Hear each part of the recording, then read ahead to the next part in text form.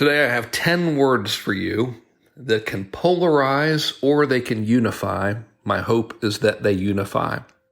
Here they are. The words are, we must stand firm in the faith of our fathers. I'll say them again. We must stand firm in the faith of our fathers. If it sounds like a religious quote, it is. I read this in an article written by a monk this morning, but you likely don't listen to me for religious purposes, and I think that's a good idea on your part. You likely listen to me for ideas on how to do a better job of marketing and how to reach more people in your marketing and turn them into customers, and that's where that particular quote becomes very relevant to us as marketers. Here's why.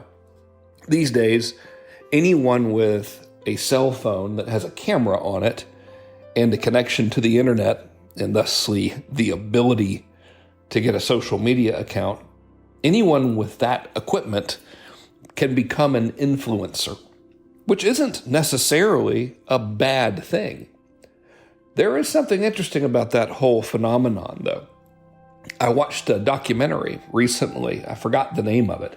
It was about an experiment that was done in Los Angeles where people took 4 individuals, random individuals, and manufactured celebrity around them and turned them into influencers. And they did this by purchasing them fake followers and fake engagement on Instagram accounts.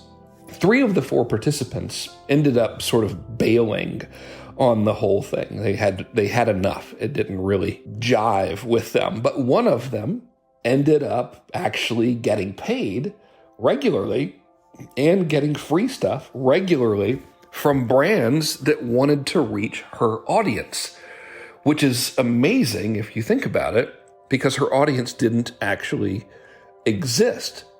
Obviously, I don't advocate that behavior, and I think it's only a matter of time before those chickens come home to roost, for lack of a better word.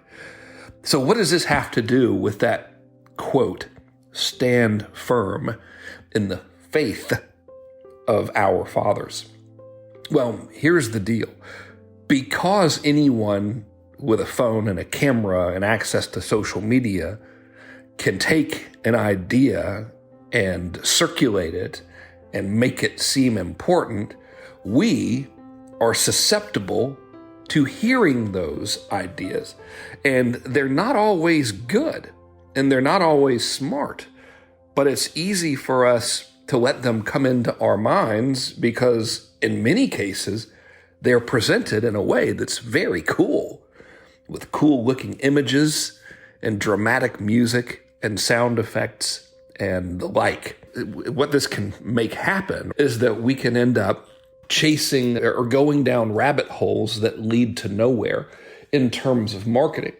We are now looking at a space in our field of marketing that is awash with people who are giving advice that really have no idea what they're talking about. And oftentimes, you'll have one individual recycling bad advice that was given from another individual that really has no real world experience. And to you, I would say that quote again.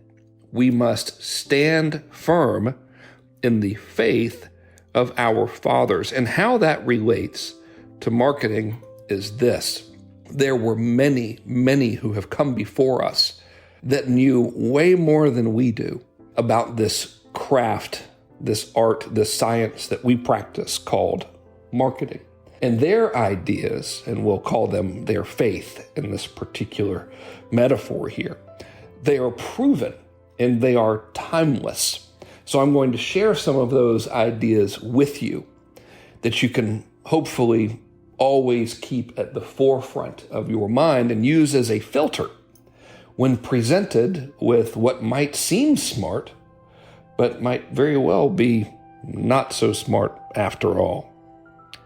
I'll give you 4. Number 1 comes from David Ogilvy, Ogilvy, the king, in my opinion. of modern advertising, my hero. He wrote, "The consumer is not a moron. She's your wife." What he meant by that is don't insult your reader. Tell them the truth. People aren't stupid. The reason I bring this up in this particular episode is because so much of what we see in advertising and marketing today, especially online, is insinuating that the consumer actually is a moron. Really, really outrageous claims, clickbait, and other forms of trickery, including but not limited to trying to make pre-recorded presentations appear real, fake comments, etc., etc. Never forget the words of David Ogilvy. The consumer is not a moron. She's your wife. She's a regular person. She's got common sense. And those types of tricks that might seem cool and flashy in the moment will only backfire long term, if not immediately. So again, I urge you, stand firm in the faith of our fathers. But our fathers, in this case, don't have to just be men. Here's one from an icon, Coco Chanel, who doesn't get spoken very much in terms of marketing, but who was absolutely brilliant at that craft. Miss Chanel said, "Simplicity is the keynote of all true elegance."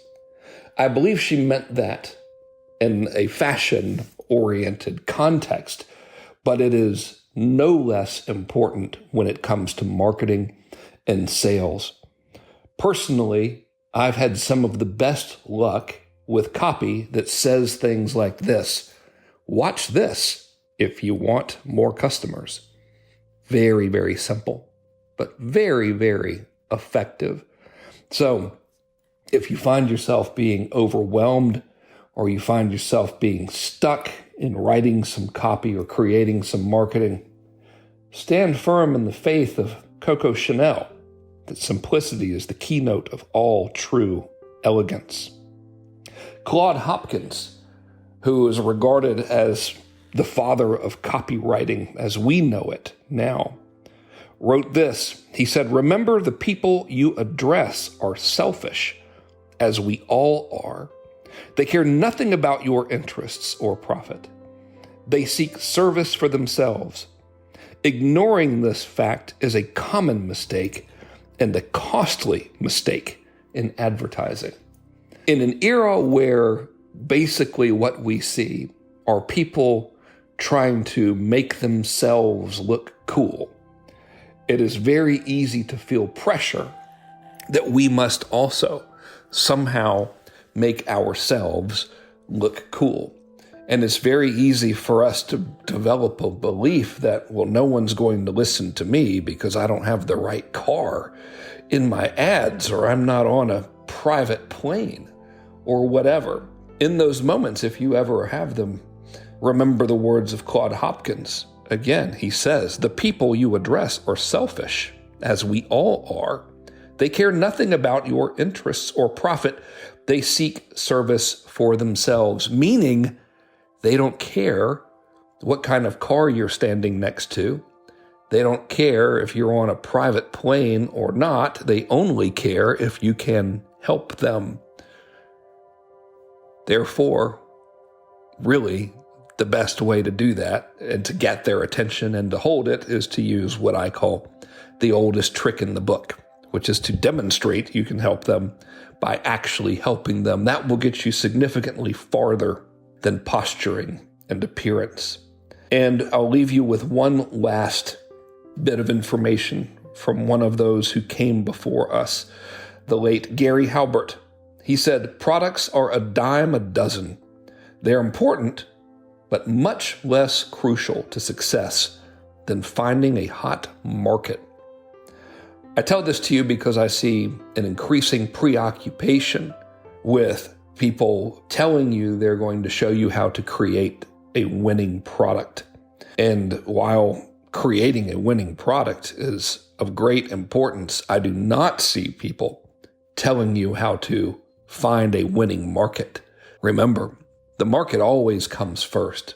The product is secondary. While, of course, it is important and should be good, it should not eclipse the market in terms of where your focus is, especially when you're starting a new project. So again, I urge you, within the context of our craft and what we do, we must stand firm in the face of our fathers and Coco Chanel. May they all rest in peace. Thank you for listening. Take it easy.